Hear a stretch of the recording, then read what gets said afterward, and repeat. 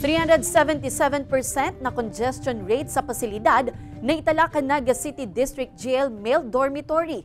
Pirang mga PDL, nagkakaigwana nin skin rashes huli sa init kan panahon.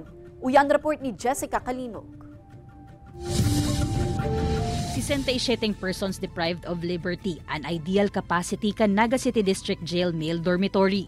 Alagad sa pinakahuring talakan pasilidad kan Marso 2024, ang mga nasa kustodiya ninda nagpakol na sa 308 na mga individual o nasa 377% congestion rate.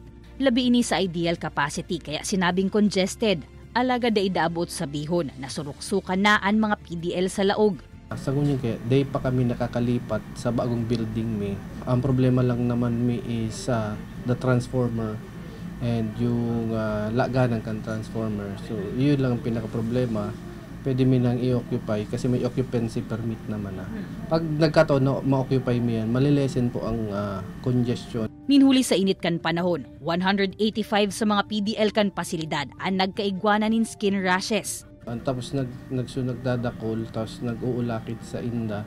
So kaya ngunyan, ang pigigibo mi is so mga igwa, pig sasaro mi, kung pig-isolate mi para day na makaulakit sa iba.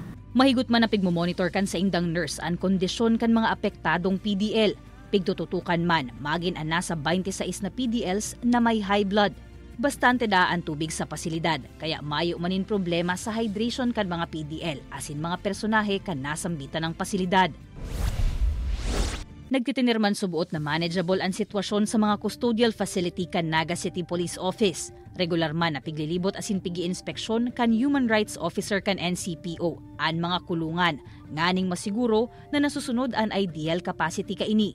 So on the part of the PNP Naga, manageable po ang crowd sa tuyang detention facility. So maipaman po siguro nagrereklamo. Kung may magrereklamo, at least ma-actionan ta po. Bastante man subuot ang tubig sa mga kulungan. Asin pigdugangan man ang mga electric fans sa mga ini, pangontra sa labing init kan panahon.